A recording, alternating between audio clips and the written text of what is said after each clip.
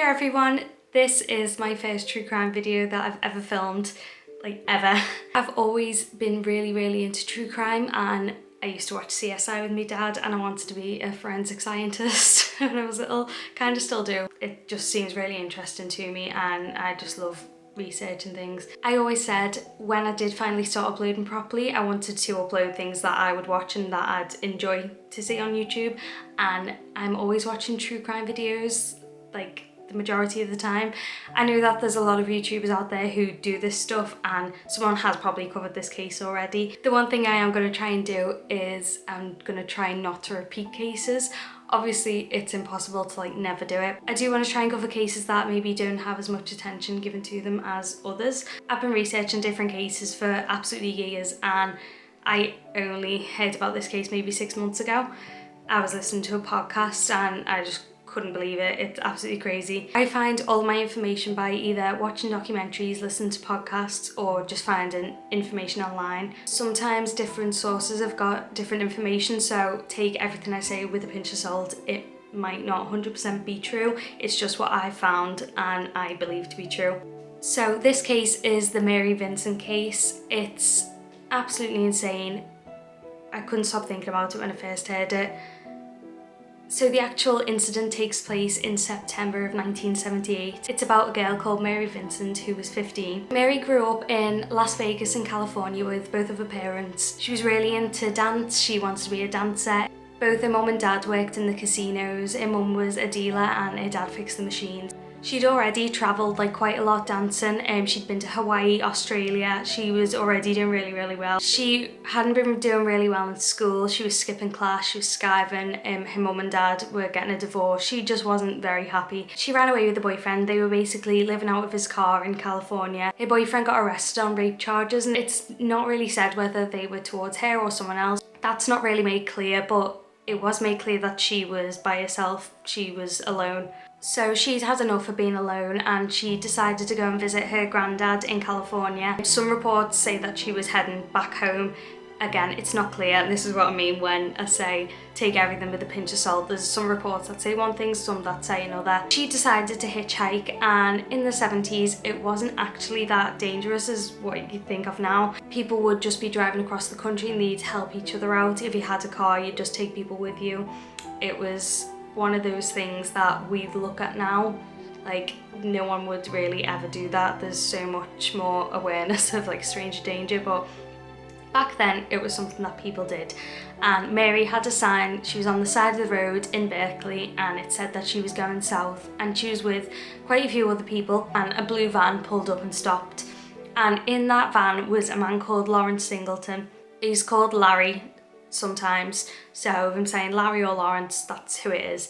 Two of the people with her also had signs saying they were going south, but Lawrence wouldn't take the other two people. He just said he only had room for one and said that Mary could get in. The people with her tried to warn her and said, you know, that's not normal. Why isn't he taking us? There's clearly room for us. This isn't normal. Mary wasn't a daredevil or anything. She just really wanted to get to where she was going. She was fed up being by herself, so she accepted the ride. Lawrence Singleton was a former Marine, and he looked like a little granddad is how he's described. He looked really approachable, didn't look, you know, scary in the slightest. He was wearing overalls and things like that. He said that he was going to Reno, I think it's called, and that he would take Mary to Interstate 5, and then she'd have to try and get another ride from there, but he was happy to take her that far and then, you know, leave her there for her to make the rest of the way. When she got in the car, he told her that he was safe and that he had a daughter her age, but what he hadn't told her was that he was actually divorced from his wife and he hadn't spoken to his daughter in months. He was a violent alcoholic and his family didn't want anything to do with him. Some reports that say he put his hand on her and that made her feel really uncomfortable, so she kind of tried to shift away from him as far as she could. Because she was leaned right against the window, she then dozed off. She'd been asleep for a while, and when she woke up she wasn't sure how much time had passed, but she did notice that when she saw all the signs around her that they were going in the complete wrong direction. She was really frightened at this point because this man had picked her up, she'd fallen asleep, she was going the complete wrong way. She started looking around for something to defend herself with, so she grabbed a surveyor stick that was under the seat and pointed it at him and threatened him and said, you know, look, you said you'd take me here, you're going the complete wrong way, what's going on?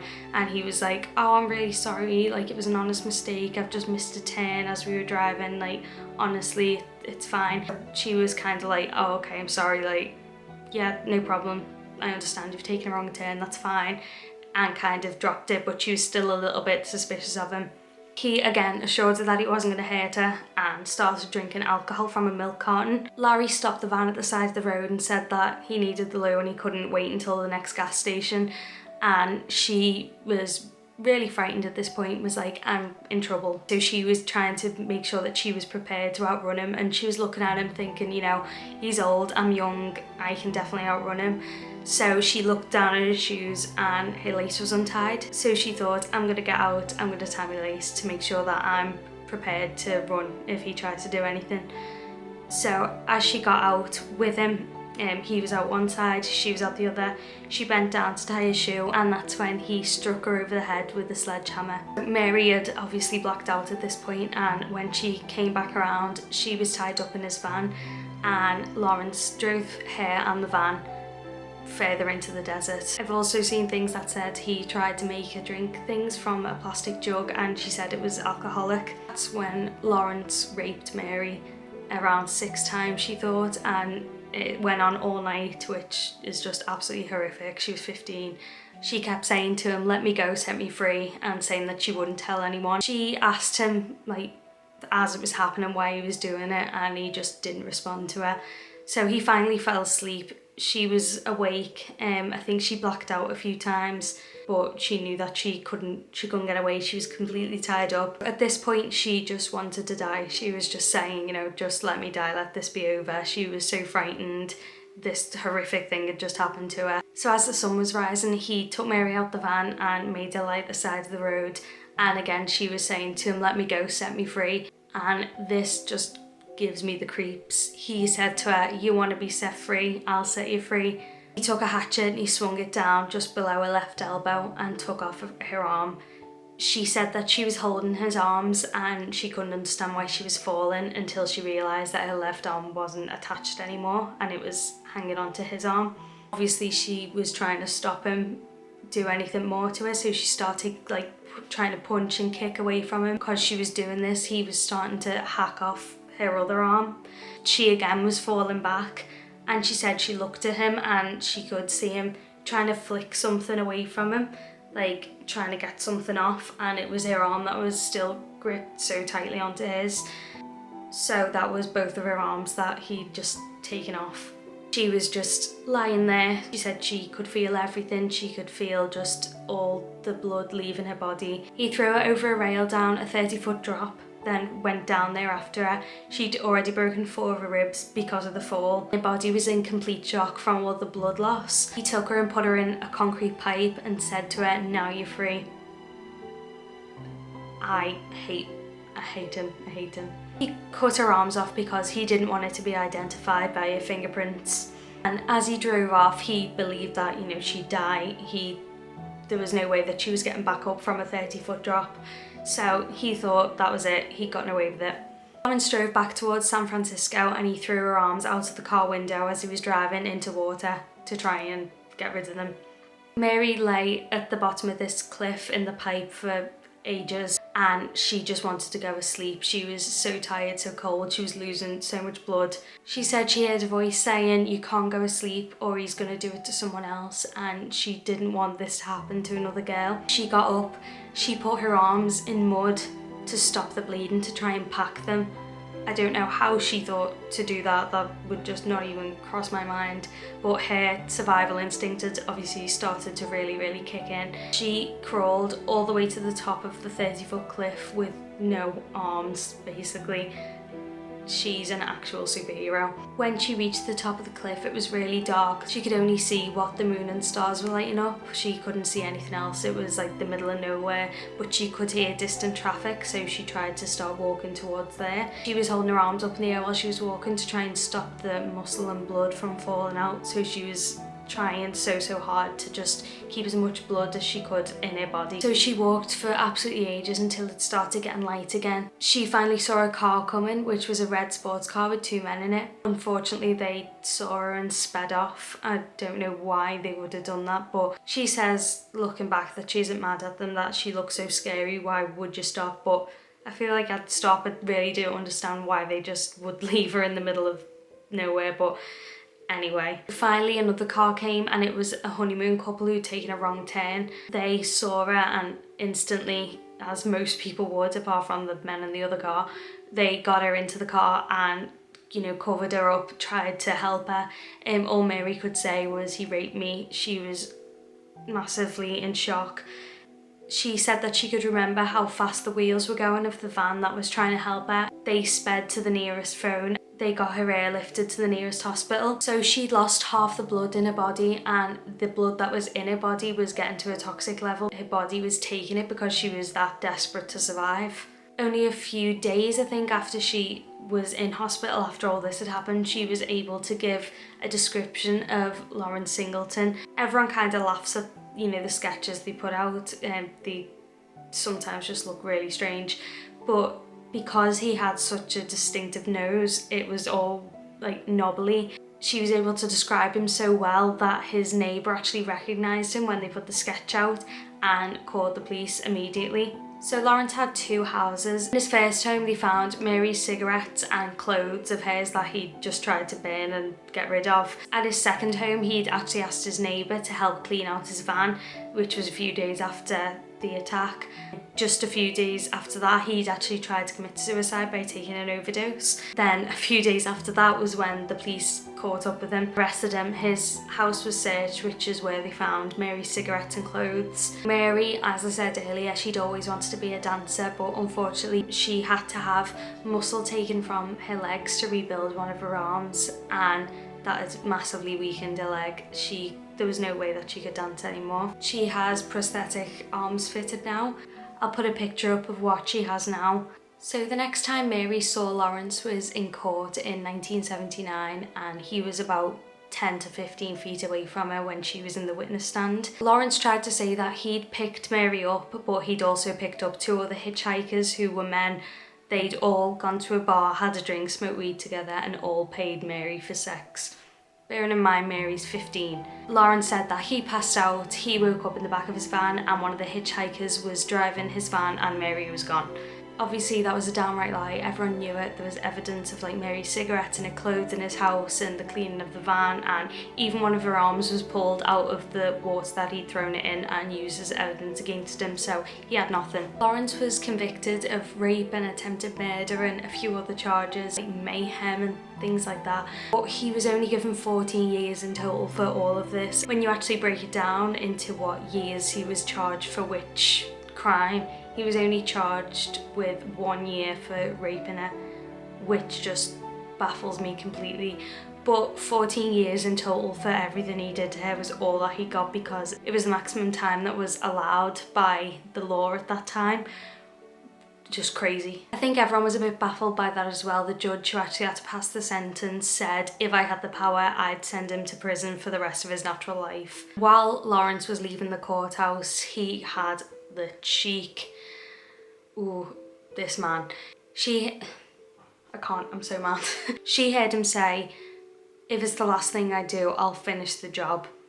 I can't imagine how horrible and traumatizing that must have been for her to hear that from a man who did all of that to you. He's evil. Mary sued Lawrence as well for over 2 million and she won against him, but then she couldn't even claim her money because he only had £200. So that's also mad. I don't know why they let her get so far to try and do that when he didn't even have it. Then Lawrence just gets even worse because he actually tried to appeal his sentence. He thought that 14 years was too much for what he did. Lawrence's appeal was that he was a mentally disordered sex offender and that he wasn't responsible for anything he did. He was saying he hadn't raped her, but he wasn't responsible for it. He was basically just trying to reduce his sentence. That's all he was trying to do. After serving just 8 years and 4 months, so that's just over half of his sentence, he was paroled. because of good behaviour. That was in 1987, and I've tried to look into why this was even allowed, like why was this a thing. So from what I found, and I'm pretty sure this is right, in 1983 they passed this law that for every day that a prisoner worked, a day would go off his sentence. So if you work, you didn't cause any trouble, no matter what you were sent to prison for, you got a day off, basically a day off, came off your sentence. Before his release, his mental evaluation read, I'm gonna have to read this. Because he's so out of touch with his hostility and anger, he remains an elevated threat to others' safety inside and outside prison. While he was in prison, Lawrence had actually written to Mary's lawyer, threatening her. It says threatening her. I don't know if the lawyer was a lady and he was threatening the lawyer, or he was threatening Mary, and I'm assuming it's threatening Mary. Either way, not a nice thing to do. He was sending threats from inside prison, but again, he was let out. Obviously, from Mary's point of view, she's had all of this happen to her from this one man. He said in court he was going to finish the job, and now this man is just being let out. She was absolutely terrified. Mary had a really hard time. She was depressed for a really long time. She suffered from lots of nightmares. She was obviously really understandably affected by this. For Lawrence, it was really hard to place him anywhere, like nowhere wanted him. This is as well a very long story short about where he was placed. Like I don't even want to talk about this.